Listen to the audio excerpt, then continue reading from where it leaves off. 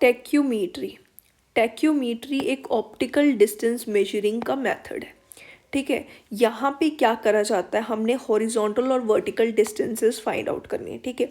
अब वो किस चीज़ की हेल्प से फाइंड आउट करनी है, by taking angular observations. Angular observations लेके आप हॉरिजॉन्टल और वर्टिकल डिस्टेंसेस फाइंड आउट करोगे। चेनिंग का यूज़ आपने यहाँ पे नहीं करना, मतलब चेन में ले जाके और उसको मेजर नहीं करना हॉरिजॉन्टल डिस्टेंस या फिर वर्टिकल डिस्टेंस। वर्टिकल तो खैर आप कर ही नहीं सकते चेनिंग से, पर आप हॉरिजॉन्टल डिस्टेंस भी यहाँ पे आपको चेनिंग करने की ज़रूरत नहीं पड़ेगी। आपको ऑप्टिकली ये डिस्टेंसेस मेजर करनी है with the help of angular observations, ठीक है। और ये बहुत ही फास्ट हो जाएगा क्योंकि आपको चेनिंग करने की ज़रूरत नहीं पड़ेगी, तो इसलिए ये आपका मेथड थोड़ा फास्ट हो जाएगा, ठीक है। और यहाँ पे ये यूज़फुल होगा जो रफ़ और स्टीप टेरेन्स होंगे ना, वहाँ पे आपके लिए थोड़ा आसानी हो जाएगी, ईजीली आप इसमें काम कर पाओगे, ठीक है। क्यों? क्योंकि आपको चेनिंग वगैरह करने की ज़रूरत नहीं है, तो रफ़ और स्टीप ट्रेन के लिए ये यूज़फुल हो जाता है। अब ये जो टरेन्स वगैरह हैं उसके लिए ये यूज़फुल हो जाएगा। अब इसके जो पार्ट्स हैं, अब क्या क्या चीज़ें यूज़ करी जाएंगी जिसकी हेल्प से हम टेक्योमेट्री करेंगे, तो सबसे पहला तो टेक्योमीटर ही आ जाता है।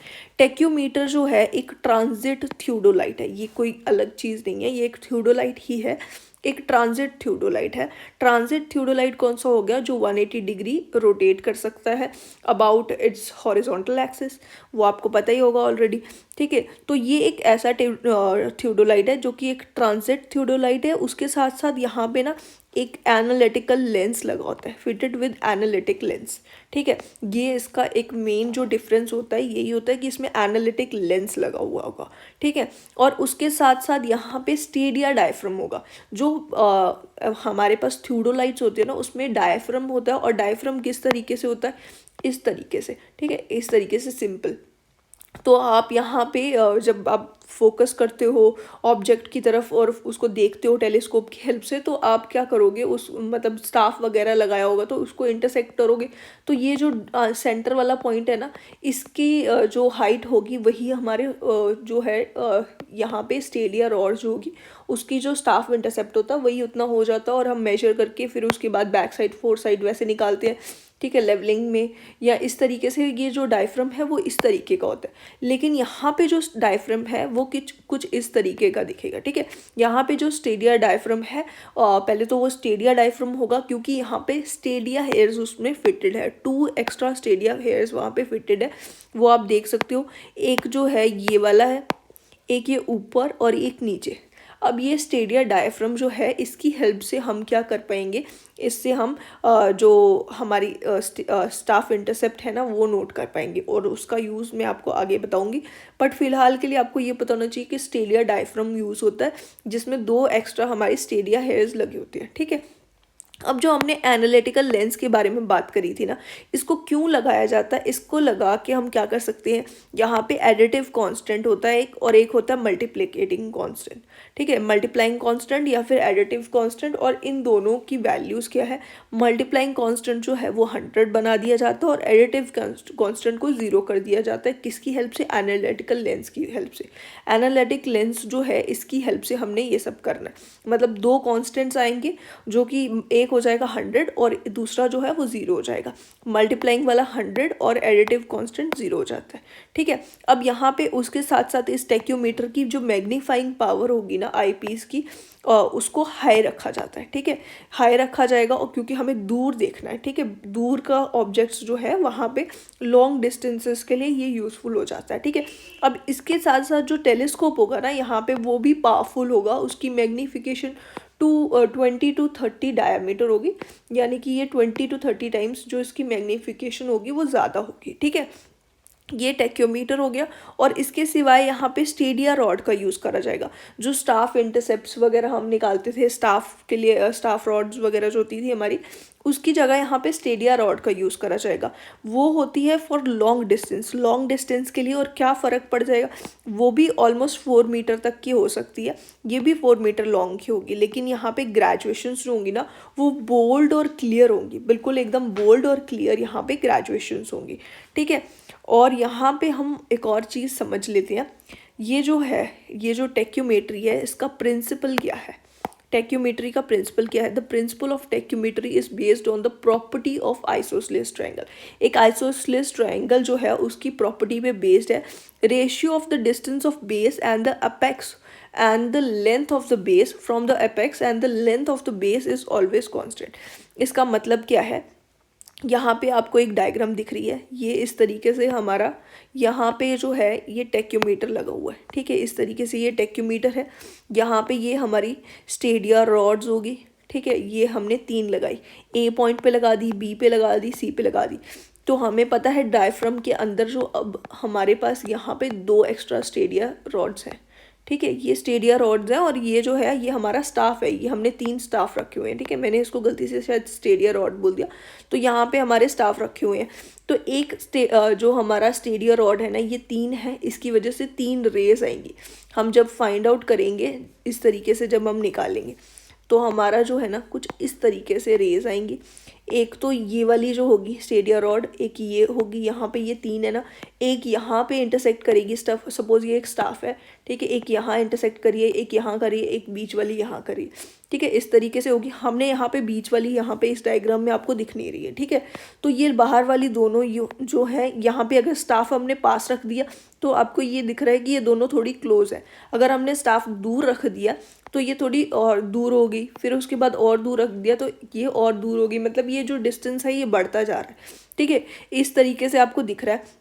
अब इसका प्रिंसिपल क्या कहता है कि जो आइसोसेलेस ट्रायंगल की प्रॉपर्टी है उस पर बेस्ड है ये, या फिर आप सिमिलर ट्रायंगल्स के हिसाब से भी देख सकते हो कि यहाँ पे ये जो D1 है ना, इस टेक्योमीटर से इस जो स्टाफ है हमारा उसका डिस्टेंस कितना है D1, ठीक है, दूसरे वाले का डिस्टेंस है D2, तीसरे वाले का डिस्टेंस है D3, ठीक है। तो D1 अपॉन S1 जो हमारा स्टाफ इंटरसेप्ट है, जो S1 है और ये S2 है, ये S3 है, इनके बीच का डिस्टेंस जो होगा, इन दोनों के बीच का डिस्टेंस, ये ऊपर वाला हाइयर वाला पॉइंट और लोअर वाला जो पॉइंट है, इनके बीच का जो डिस्टेंस हो जाएगा वो हो जाती है स्टाफ इंटरसेप्ट, और ये हो जाएगा D1/S1, ठीक है। ये अगर हम फर्स्ट वाली जो स्टाफ है उसके लिए हम देखें और दूसरे वाले के लिए देखें तो इसका जो रेशियो है ये सेम आ जाएगी, ठीक है।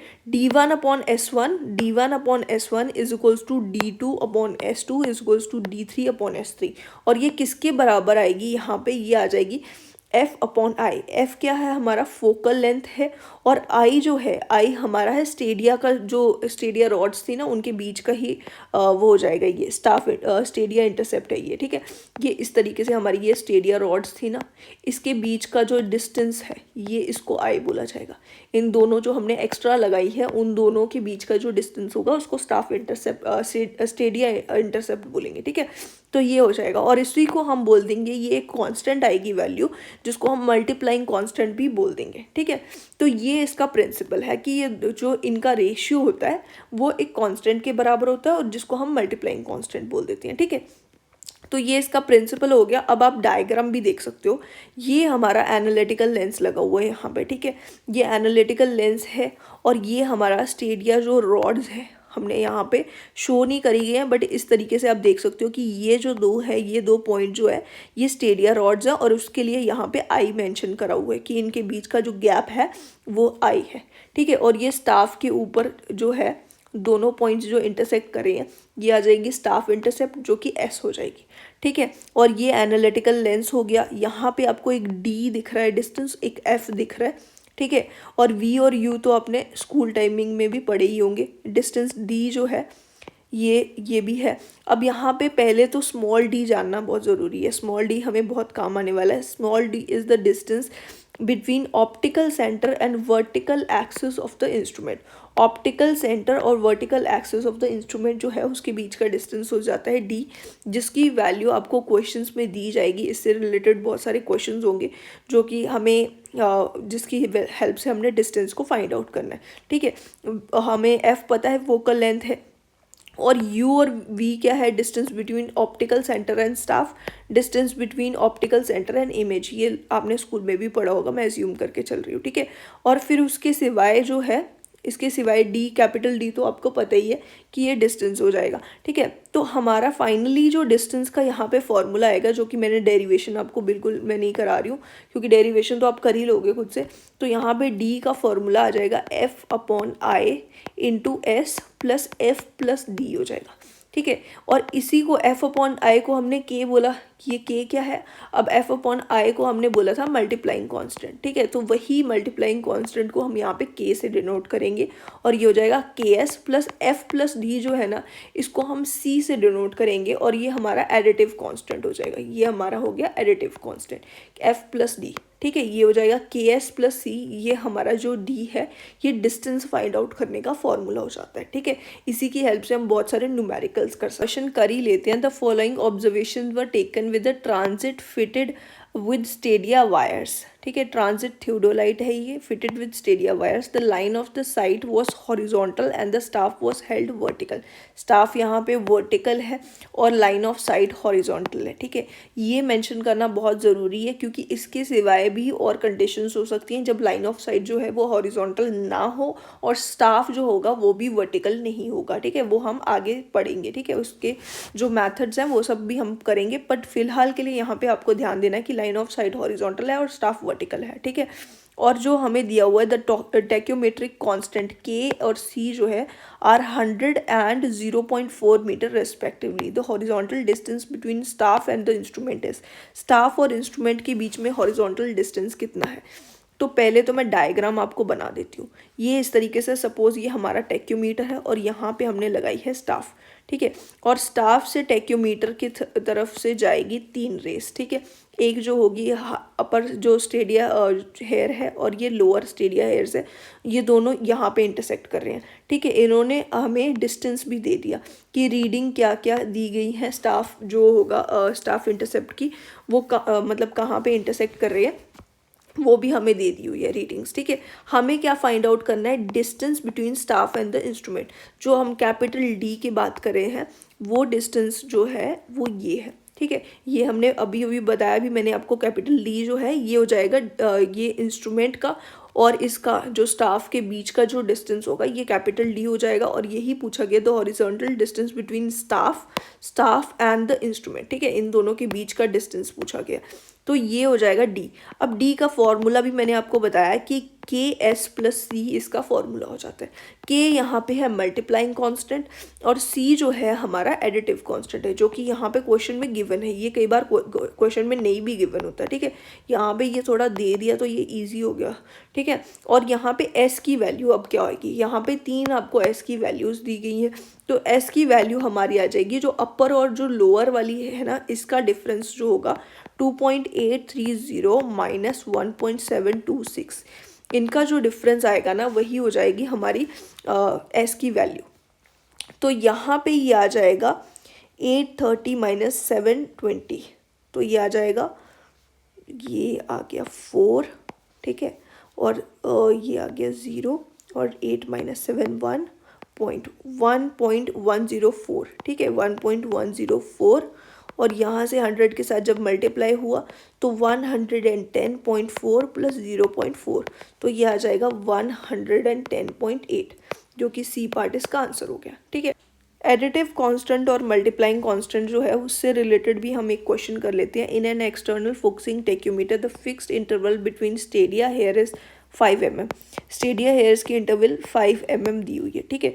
The focal length of the object is 25 centimetre, focal length 25 centimetre दी है। The distance of vertical axis of the instrument and optical centre of the objective is 15 centimetre.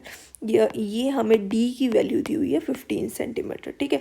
Which one of the following is set of constant of tacheometer. Constant कौन सी हो जाएंगी, K और C हमारे constant हो जाएंगे। K की value हमने देख ली F/I, ठीक है, जो कि हो जाएगा 25/5, यानी कि हमारी ये हो जाएगी, ये हमारी 25/5 आ गई। यहाँ पे ये सेंटीमीटर है और ये mm है, ठीक है। तो इसको भी मैं mm में कर देती हूँ या फिर इसको सेंटीमीटर में कर देती हूँ। दोनों की ये चीज़ सेम होनी चाहिए थी, तो ये सेंटीमीटर/mm को मैंने 10 से मल्टीप्लाई कर दिया तो ये 50 हो गया, ठीक है। ये सपोज यहीं पे पहले मल्टीप्लाई कर देते तो ये आ जाता, ठीक है। तो 50K की वैल्यू आ जाएगी और C की वैल्यू यहाँ पे हो जाएगी F प्लस D। तो F की वैल्यू है 25 प्लस D की वैल्यू है 15, तो यहाँ पे आ जाएगा 40, जो कि हमारा है सेंटीमीटर, और हमें हमेशा ये C की वैल्यू जो होगी वो मीटर में निकालनी होगी। तो ये 0.4 इसकी वैल्यू आ जाएगी। 50 एंड 0.4 D पार्ट हो गया। अब जो टेक्योमेट्री है इसके मेथड्स पे हम लोग आ जाते हैं। एक तो हमारे पास होता है स्टेडिया सिस्टम जो है, स्टेडिया सिस्टम, और दूसरा है टेंजेंशियल सिस्टम, और यहाँ पे सब्सटेंस बार मेथड, ठीक है। सबसे पहले हम स्टेडिया सिस्टम को समझ लेते हैं। यहाँ पे फिक्स्ड हेयर मेथड हो सकता है, मूवेबल हेयर मेथड हो सकता है। फिक्स्ड हेयर मेथड में स्टेडिया इंटरवल फिक्स्ड होती है, ठीक है। स्टेडिया इंटरवल फिक्स है, मतलब कि आई जो है इसकी वैल्यू फिक्स्ड है यहाँ पे, ठीक है। और जो हमारी स्टाफ इंटरसेप्ट है ना वो वेरी कर रही है। मतलब क्या हो गया कि ये हमारा सपोज टेक्योमीटर है और ये इस तरीके से हमारा स्टाफ हो गया, ये ग्राउंड है, ठीक है, ये हमारा ग्राउंड है और ये स्टाफ हो गया। इसको इसने इस तरीके से 3 रेज इस पे बनाई है, तो ये हमारा हो जाता है ना S, ठीक है। ये हमारा है स्टाफ इंटरसेप्ट, और ये इस पे जो आई होता है, यहाँ पे जो डायफ्राम के अंदर आई हो जाता है ये। इन्होंने बोला है कि यहाँ पे फिक्स्ड हेयर जो मेथड है इसमें आई जो होगा ना ये फिक्स्ड होगा, ठीक है। आई फिक्स है, मतलब स्टेडिया हेयर्स जो होंगे वो दोनों जो हेयर्स हैं बाहर वाले दोनों हेयर्स वो फिक्स्ड डिस्टेंस पे है एक दूसरे से, ठीक है। और जो स्टाफ है ये वेरी कर सकता है। ये कैसे वेरी कर सकता है, अगर मैं स्टाफ यहाँ पे रख दूँ तो आप देख सकते हो कि ये S की वैल्यू जो हैगी, ये S2 सपोज ये वैल्यू बन गई हमारी, तो ये वैल्यू थोड़ी छोटी हो गई। यहाँ पे दूर रख देती ये और बड़ी हो जाती वैल्यू, ठीक है। तो स्टाफ इंटरसेप्ट जो है वो वेरी करेगा और स्टेडिया इंटरवल यहाँ पे फिक्स्ड होगी। इसका ठीक उल्टा ये मूवेबल हेयर मेथड है। इसमें क्या है, इसमें हमारा स्टाफ इंटरसेप्ट फिक्स्ड होगी और स्टेडिया इंटरवल वेरी करेगी। एस यहाँ पे फिक्स्ड है, स्टाफ इंटरसेप्ट फिक्स्ड है, और जो स्टेडिया इंटरवल है वो हमारी वेरी कर रही होगी, ठीक है। यहाँ पे जो इंटरवल है इसके बीच का जो डिस्टेंस है वो हम आगे पीछे कर सकते हैं। मतलब इन स्टेडिया हेयर्स को हम मतलब थोड़ा ऊपर या नीचे इनको कर सकते हैं, ठीक है। तो इसका डिस्टेंस जो है वो वेरी कर सकता है, ये वेरी करेगा यहाँ पे, ठीक है। ये आई जो होगा मूवेबल हेयर मेथड में ये वेरी करेगा, ठीक है। ये हो गया हमारा कौन सा मेथड, स्टेडिया सिस्टम वाला जो था। इसमें the ratio of perpendicular to base is constant, जैसे कि सिमिलर आइसोसेलेस ट्राइंगल जो था वो वाला कॉन्सेप्ट था। इसके बाद है नेक्स्ट टेंजेंशियल सिस्टम। जो ये टेंजेंशियल सिस्टम है ना, इसमें S का वैल्यू यहाँ पे कैसे आएगी, ये हमारी स्टेडिया रॉड है और यहाँ पे हमने एंगुलर मेजरमेंट्स ली। यहाँ पे ये वाला एंगल जो है ये पहले हमने लिया, ये θ1 आया। ये वाले एंगल पे जब मेजर करा ये θ2 आया। तो यही जो है इसका यूज़ करके, और ये S हमें दो जो हमारी रेज है उसके बीच का डिस्टेंस हो जाएगा S स्टाफ इंटरसेप्ट, ठीक है। तो यहाँ पे स्टाफ इंटरसेप्ट क्या हो जाएगा, D times tan θ2 minus tan θ1। इस तरीके से हम स्टाफ इंटरसेप्ट की वैल्यू निकाल सकते हैं। और यहाँ पे स्टेडिया हेयर्स जो है उसको यूज़ नहीं करा जाएगा, ठीक है। यहाँ पे टेंजेंशियल सिस्टम है। इसके सिवाय हमारे पास सब्सटेंस बार मेथड होता है। सब्सटेंस बार को हम एक बार और अच्छे से समझेंगे। यहाँ पे क्या होता है, स्टेडिया इंटरवल सेम होती है और हॉरिजॉन्टल एंगल जो होता है ना वो वेरी करता है सब्सटेंस बार मेथड में। सब्सटेंस बार के बारे में हम लोग बात कर रहे थे, तो कुछ इस तरीके से ये दिखेगा। ये आपके पास डायग्राम है, ठीक है। 4 मीटर तक का हो सकता है या 3 मीटर का भी हो सकता है। इस तरीके से इसकी आर्म्स होंगी लंबी लंबी, और use for measuring distance on undulating ground, ठीक है। अनड्यूलेटिंग ग्राउंड के लिए यूजफुल होगा ये। और रिफ्रैक्शन एरर जो होता है ना यहाँ पे लीस्ट होता है। सब्सटेंस बार टेक्योमेट्री में रिफ्रैक्शन एरर लीस्ट हो जाता है। और इन जनरल भी हम लोग बात कर लेते हैं, टेक्योमेट्री में स्लोप और टेंशन करेक्शंस जो होती है ना वो नहीं होती हैं। यहाँ पे slope and tension corrections are not there, क्योंकि यहाँ पे चेन का यूज़ नहीं करा जाएगा। कर्वेचर और रिफ्रैक्शन करेक्शंस जो होंगी वो यहाँ पे होंगी, ठीक है। तो उसके सिवाय हमारे पास जो प्रिंसिपल है हम उसके बारे में बात कर चुके हैं। एक जो ये चीज़ है कि एनालिटिकल लेंस जो हम प्लेस करते हैं ना इसमें टेक्योमीटर में, वो प्लेनो कॉन्वेक्स लेंस होता है, ठीक है। Between object glass and diaphragm और ऑब्जेक्ट ग्लास के बीच में ये आएगा, और ये प्लेनो कॉन्वेक्स लेंस होता है, ठीक है। ये भी आपको याद रखना है। अब जो हमारा फिक्स्ड हेयर मेथड था ना उसके आगे बहुत सारे केसेस है, ठीक है, वो हम एक एक करके समझेंगे। When the line of site is horizontal and staff is held vertical, इस पे बेस्ड हमने एक क्वेश्चन भी कर लिया, बट फिर भी हम इसको समझ लेते हैं। इस तरीके से आपको ये दिख रही है डायग्राम फिक्स्ड हेयर मेथड की। यहाँ पे लाइन ऑफ साइट जो है ना वो हॉरिजॉन्टल है, ये हमारी होगी लाइन ऑफ साइट जो कि हॉरिजॉन्टल है, और स्टाफ जो है वो बिल्कुल वर्टिकली रखा गया है, ठीक है। तो ये केस है हमारा। और यहाँ पे क्या होगा कि हमारी लाइन ऑफ साइट हॉरिजॉन्टल है, तो यही वाला जो फॉर्मूला होगा ना ये यूज़ कर लेंगे हम directly, d is equals to k s plus c वाला, ठीक है। यहाँ पे k की वैल्यू दी हुई है और s की c की भी वैल्यू लिख दी, और ये हम डायरेक्टली डिस्टेंस के लिए यूज़ कर देंगे। और यहाँ पे ये मल्टीप्लाइंग कांस्टेंट 100 होगा, एडिटिव कांस्टेंट 0 होगा, ये भी मेंशन कर दिया गया। अब यहाँ पे are L of the staff station P क्या हो जाएगा, ये हमारा P जो स्टेशन है ना, ये स्टाफ स्टेशन का जो पॉइंट है ये है, ठीक है। अब इसका हमें RL निकालना है। अगर इसका RL निकालना है, यहाँ पे हमें बेंचमार्क दिया गया है और इसके ऊपर हम बैक साइड लेंगे पहले तो, ठीक है। और आपको पता है कि बैक साइड में हॉरिजॉन्टल जो हमारा हाइट ऑफ इंस्ट्रूमेंट क्या हो जाता है, benchmark plus back side reading, ठीक है। इसको जब हम सम कर देते हैं तो ये जो हमारा हाइट ऑफ इंस्ट्रूमेंट है ना, इसकी हाइट हमें मिल जाती है। यहाँ पे हाइट ऑफ इंस्ट्रूमेंट की हाइट मिल गई हमें, ठीक है। और हमें ये जो जब हमने स्टेडिया जो स्टाफ हमारा प्लेस करा हुआ है उसकी सेंटर वाली एक जो रॉड होगी, एक तो हमारी स्टेडिया रॉड्स ये दोनों होंगी साइड वाली, ठीक है। एक जो सेंटर वाली होगी वो यहाँ पे बाइसेक्ट करेगी ना इस पॉइंट पे, तो ये स्मॉल h भी हमें पता चल जाएगा, स्मॉल h हाइट। तो जो हमारी कैपिटल H1 जो हाइट है ये यहाँ पे आ गई H1 हाइट ऑफ इंस्ट्रूमेंट, ठीक है। इसमें से स्मॉल h की वैल्यू हम माइनस कर देंगे, तो सिंपली इस वाले पॉइंट का ये पॉइंट हो जाता RL of this point P, ठीक है। इस पॉइंट का हमें RL मिल जाएगा जो हो जाएगा हमारा HI माइनस स्मॉल h, ठीक है। ये हमारा हो गया RL of the staff station P।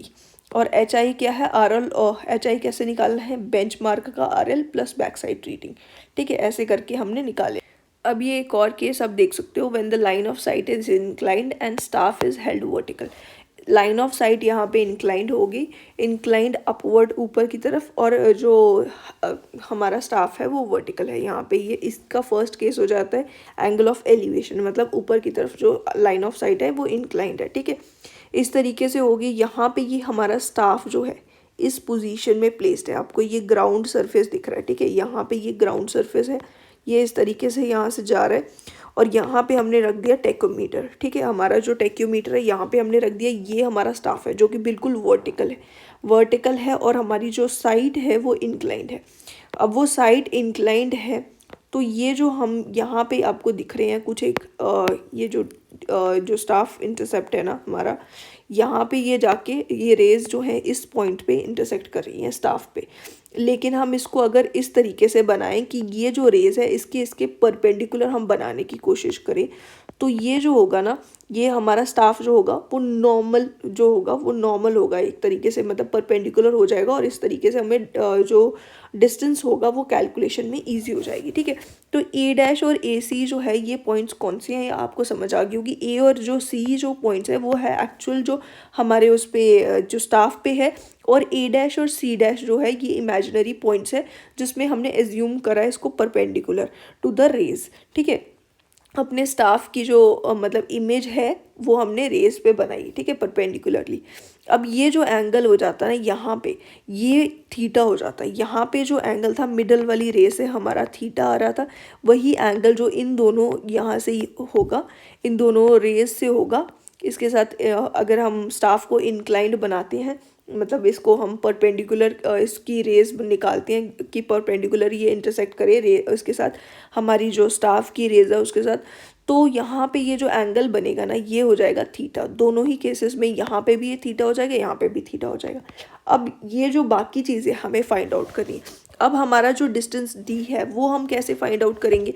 अब वो डिस्टेंस क्या हो जाएगा यहाँ पे, अब यहाँ पे थोड़ा सा चेंज आएगा। चेंज क्या आएगा, जो हमारा L था ना, L क्या है, ये जो यहाँ से टेक्योमीटर से लेके स्टेडिया रॉड के जो सेंटर वाला जो मतलब जो हमारी स्टेडिया रॉड्स थी ये दोनों, इसमें जो सेंटर वाली जो थी इसके साथ जो डिस्टेंस आएगा ये वाली सेंटर वाली से डिस्टेंस, और ये जो है ठीक है। ये दोनों चीज़ों का डिस्टेंस जो होगा वो हमने एल माना हुआ, ठीक है, ये एल है। और इसके ऊपर ये फॉर्मूला लगेगा जो हम के एस प्लस सी फॉर्मूला लगा रहे थे ना, वो इस मिडिल वाली रे पे फॉर्मूला लग रहा है। तो ये हमारा हो गया फॉर्मूला। अब जो हमारा डी डिस्टेंस होगा ना, ये जो डिस्टेंस जो इसके बीच का डिस्टेंस था, इन दोनों के बीच का, स्टाफ और अपना जो हमारा ये टेक्योमीटर है, इसके बीच का जो डिस्टेंस था, ये जो डी डिस्टेंस है अब वो कितना हो जाएगा, इसके बराबर आएगा ना, इस T1 P1 पॉइंट के बीच का आ जाएगा ना। यहाँ पे थीटा जो एंगल है, अगर इस तरीके से आपको दिखता है, ये थीटा है और सपोज ये एल है, तो ये एल कॉस थीटा हो जाएगा। तो सेम वे में डी की वैल्यू हो जाती है एल कॉस थीटा, ठीक है। इस तरीके से एल कॉस थीटा आपको ये एंगल दिख जाएगा, डी की वैल्यू दिख जाएगी, ठीक है। तो आप इसको चाहो तो अब एल को वैल्यू को सब्सटीट्यूट कर लो, नहीं तो आप सिंपली याद रख सकते हो सिर्फ एल और डी को, और उसकी हेल्प से आप निकाल सकते हो। अब यहाँ पे v क्या है, v is equals to L sine theta है, लेकिन v क्या है, v हमारा हो जाएगा जो हमारी सेंट्रल रे है उससे और ये जो टेक्योमीटर है, इनके बीच का जो वर्टिकल डिस्टेंस होगा ना, वो हमारा v हो जाएगा, ठीक है। ये हमारा कैपिटल V वैन वाला v हो जाएगा ये, ठीक है। और जो हमारी सेंट्रल रे से जो हमारा ग्राउंड का डिस्टेंस है, उस पॉइंट पे जो ग्राउंड होगा, ठीक है, उसका डिस्टेंस जो होगा वो स्मॉल h हो जाएगा, ठीक है। तो यहाँ पे इस केस में हमने देखा था कि ये जो नीचे वाला डिस्टेंस है ये हो जाता है एल कॉस थीटा। तो यहाँ पे ये वाला डिस्टेंस जो है ये हमारा v है, तो ये क्या हो जाएगा एल साइन थीटा, ठीक है। तो ये हमारे v की वैल्यू आ गई एल साइन थीटा, v हो गया हमारा एल साइन थीटा। अब हमें निकालना है are L of the star station P, जो हमारा P स्टेशन है। P स्टेशन जो है, जो ये वाला पॉइंट है, इसको मैं किसी और कलर से आपको बताती हूँ। ये वाला जो पॉइंट है ना, ये P हमारा है स्टाफ स्टेशन, इसका हमें RL फाइंड आउट करना है। अगर इसका RL फाइंड आउट करना है, सपोज हमें ये T जो पॉइंट है, T1 पॉइंट है, इसका RL पता है, ठीक है। हमारा जो ये T पॉइंट है, ये T1 जो है, ये इसके टॉप को बोला गया है, इसके जो टेक्योमीटर है इसके टॉप को बोला गया है। यहाँ पे ये पॉइंट है T, ठीक है। T पॉइंट का सपोज हमें RL पता है, तो RL ऑफ T हो जाएगा ये, और इसके अंदर हम क्या ऐड करेंगे, यहाँ पे हम हाइट ऑफ इंस्ट्रूमेंट पहले तो निकाल लेंगे, ठीक है। सपोज हम हाइट ऑफ इंस्ट्रूमेंट निकाल लेते हैं और यहाँ पे मैं हाइट ऑफ इंस्ट्रूमेंट ही लिख देती हूँ, ठीक है। हाइट ऑफ इंस्ट्रूमेंट ये हो गया, ठीक है।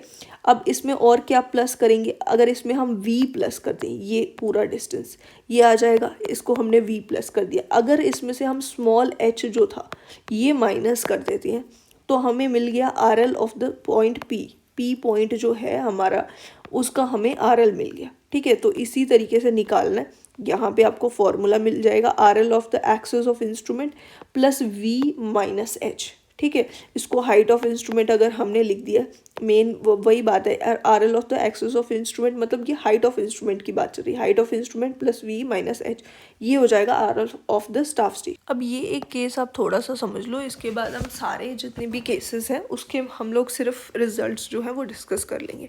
तो लाइन ऑफ साइट जो होगी, अगर वो इंक्लाइंड है और स्टाफ जो है वो नॉर्मल है। स्टाफ नॉर्मल है का क्या मतलब है कि हम अभी तक स्टाफ को इस तरीके से, ये हमारा है ना ग्राउंड डिस्टेंस, तो हम स्टाफ को सीधे इस तरीके से रख रहे थे। इस बार हमने जैसे इमेजिनरी डायग्राम पिछली बार बनाई थी ना, पिछले वाले केस में, इसी तरीके से हमने स्टाफ को रख दिया। मतलब इसको हमने इस रे के साथ 90 डिग्री इंटरसेक्ट करते हुए दिखाया, ठीक है। इस तरीके से हमने रख दिया। और नॉर्मल जो स्टाफ है वो कैसे पता चलेगा हमें, जो नॉर्मल स्टाफ होगा ना उसमें ये एस की वैल्यू मिनिमम आएगी, ठीक है। अगर उससे थोड़ा सा इंक्लाइंड होगा, आगे पीछे होगा, तब हमें एस की वैल्यू मिनिमम नहीं आएगी। जब भी नॉर्मल होगा उसी टाइम पे एस की वैल्यू मिनिमम आएगी, ठीक है। तो यहाँ पे हमें क्या फाइंड आउट करना है, फिर से हमें डी की वैल्यू फाइंड आउट करनी है। अब डी की वैल्यू कैसे हो जाएगी, ये हमारा जो है बीच वाली रे जो है ये हमारी हो जाती है ना एल, बीच वाली सेंटर वाली रे हो जाएगी हमारी एल, ठीक है। अब इसका ये थीटा एंगल हो गया और यहाँ से यहाँ तक का डिस्टेंस जो होगा, अब यहाँ पे ये वाला डिस्टेंस हो जाएगा, क्योंकि रे जो है वो हमारी यहाँ तक पहुँच रही है। मतलब रे के साथ ये इमेजिनरी लाइन जो थी हमारी वो इंटरसेक्ट कर रही थी। अब इस केस में ये जो है हमारा स्टाफ जो है वो यहाँ पे इंटरसेक्ट कर रहा है, ठीक है। तो ये सेंटर वाली जो है रे ये यहाँ तक आएगी, ठीक है। मतलब कि ये एक डिस्टेंस थोड़ा सा बच गया है यहाँ पे। मतलब ये जो d है ना वो l cos थीटा नहीं है, उसके साथ कुछ एक सम हमें करना पड़ेगा। क्या सम करना है यहाँ पे, तो ये जो मिडल वाली रे थी और जो ग्राउंड था इसके बीच में जो डिस्टेंस था उसको हमने स्मॉल एच माना था। अब स्मॉल एच जो है और इसके साथ हमें पता है कि ये वाला एंगल जो था ये थीटा था, ये वाला एंगल थीटा था। ठीक है, यहाँ से अगर हम इसको ड्रॉ करें, एक्सटेंड करें तो ये भी थीटा होना चाहिए था। ठीक है, दोनों के दोनों थीटा होंगे एंगल। तो हमें पता है कि अगर ये एंगल थीटा है और ये एच है तो यहाँ पे अगर हमें इसे निकालना हो, ये वाला डिस्टेंस निकालना हो, ठीक है, ये इस तरीके से है डिस्टेंस। ठीक है, ये वाला डिस्टेंस निकालना हो तो ये कितना हो जाएगा, ये हो जाएगा इस तरीके से। अगर हम बनाएं इसको दोनों को तो ये आ जाएगा एच साइन थीटा और ये हो जाएगा एच कॉस थीटा। ठीक है, तो ये डिस्टेंस आ गया हमारा एच साइन थीटा। अगर ये एच साइन थीटा है तो कैपिटल डी हो जाएगा L cos theta plus h sine theta. ठीक है, ये हमारा हो गया capital D, L cos theta plus h sine theta. ठीक है, अब जो हमारा वी था, जो वर्टिकल डिस्टेंस था इस मिडल वाली रे से, इसका जो हमारा हाइट ऑफ इंस्ट्रूमेंट है या फिर इंस्ट्रूमेंट की जो एक्सिस है उससे ऊपर कितना डिस्टेंस है वर्टिकल इस मिडल रे का, ये मिडल रे जो है वो कितने डिस्टेंस पे इंटरसेक्ट कर रही है। ठीक है, इसके साथ स्टाफ के साथ, तो ये वी हमारा जो होगा, ये वी हो जाएगा हमारा ये जो था हमारा, ये डायग्राम थी यहाँ पे। ठीक है, सपोज ये एल है, ये थीटा है, तो यहाँ पे डी जो है, डी से थोड़ा सा कम ये डिस्टेंस आ रहा था एल कॉस थीटा, ये वाला डिस्टेंस हो जाएगा एल साइन थीटा। यहाँ पे हम देख सकते हैं कि इसका और इसका डिस्टेंस और ये वाली अगर हम रे लें तो इसका और इसका डिस्टेंस जो होगा ये दोनों सेम ही हो जाएंगे। मतलब ये वाला डिस्टेंस और ये वाला डिस्टेंस, ये दोनों डिस्टेंस जो है वर्टिकली ये डिस्टेंस सेम ही हो जाएंगे, इसलिए इसकी वैल्यू आ जाएगी एल साइन थीटा। ठीक है, वी की वैल्यू जो होगी वो हमारी एल साइन थीटा ही हो जाएगी। ठीक है, अब हमें जो हमारी are L of the staff station जो है उसका आर एल फाइंड आउट करना है, इस पी पॉइंट का आर एल हमें फाइंड आउट करना है। तो आर एल क्या हो जाएगा, हाइट ऑफ इंस्ट्रूमेंट प्लस, इसमें हमने क्या प्लस किया, वी को प्लस कर दिया, फिर हमने माइनस क्या करना है इसमें से, माइनस इसमें से हम पहले एच को माइनस कर देते थे, इस केस में हम एच को माइनस नहीं कर सकते क्योंकि ये इंक्लाइंड है। अब इसका जो हॉरिजॉन्टल वाला डिस्टेंस होगा इस तरीके से, जो कि इस वाली डायग्राम में आप देख सकते हो, ये आ गया हमारा थीटा एंगल और यहाँ पे आ जाएगा, ये आ जाएगा हमारा एच कॉस थीटा। ठीक है, और ये वाला डिस्टेंस जो था हमने पहले भी निकाला हुआ, ये डिस्टेंस हमारा हो गया था एच साइन थीटा। ठीक है, तो ये हमारा हो जाएगा एच कॉस थीटा, जो कि हमने वी में से माइनस कर देना है एच कॉस थीटा। ठीक है, तो ये हमारा हो गया are L of P point. P कौन सा, स्टाफ स्टेशन जो है उसका पॉइंट जो है वो पी पॉइंट, ग्राउंड पॉइंट। ठीक है, ये हमारा हो गया आर एल ऑफ पी। ठीक है, अब इसी तरीके से ये सारे केसेस होते हैं जो कि हम सारे केसेस की कंक्लूजन जो है वो हम समझ लेते हैं। डिस्टेंस एंड एलिवेशन फॉर्मूलास, यहाँ पे सबसे पहले अगर लाइन ऑफ साइट जो होगी ना वो इंक्लाइंड अपवर्ड होगी, ठीक है, और या फिर वो इंक्लाइंड डाउनवर्ड हो सकती है या फिर इंक्लाइंड अपवर्ड और डाउनवर्ड, ये चार केसेस है यहाँ पे। ठीक है, line of site inclined upward और स्टाफ अगर वर्टिकल है, ये दोनों केसेस है कि line of site inclined upward है, स्टाफ जो है वो हमारा वर्टिकल है, नॉर्मल नहीं है। नॉर्मल और वर्टिकल में कंफ्यूज मत होना, नॉर्मल मतलब वो 90 डिग्री पे इंटरसेक्ट कर रहा होगा, ठीक है, रे के साथ, मिडल वाली रे के साथ। ठीक है, तो यहाँ पे इंक्लाइंड अपवर्ड है और वर्टिकल है। ठीक है, तो यहाँ पे v की वैल्यू हो जाएगी एल साइन थीटा, d की वैल्यू हो जाएगी एल कॉस थीटा, l की वैल्यू हो जाएगी के S cos theta plus c।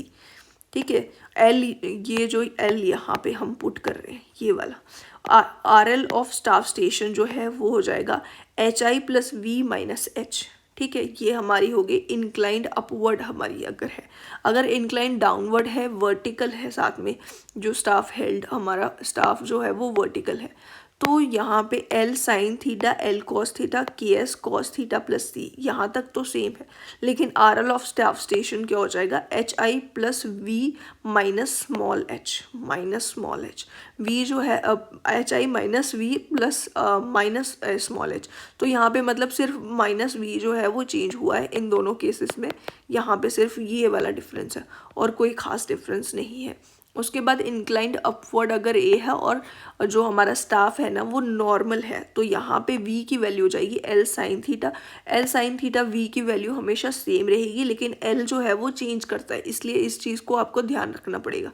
We की वैल्यू हमेशा एल साइन थीटा ही है हर एक केस में। अब यहाँ पे डी की वैल्यू हो जाएगी L cos theta plus small h sine theta, और जब इंक्लाइंड डाउनवर्ड है और नॉर्मल है उसके केस में हो जाएगी L cos theta minus h sine theta. ठीक है, एल की वैल्यू के एस प्लस सी है, यहाँ पे भी के एस प्लस सी है दोनों केसेस में। ठीक है, और इसके साथ साथ R L of staff station जो है यहाँ पे इंक्लाइंड अपवर्ड में हो जाएगा height of instrument plus V vertical distance minus small H cos theta, और यहाँ पे इंक्लाइन डाउनवर्ड है तो h1 height of instrument hi minus V minus small h cos theta. ठीक है, ये हो जाएगा हमारा इंक्लाइन डाउनवर्ड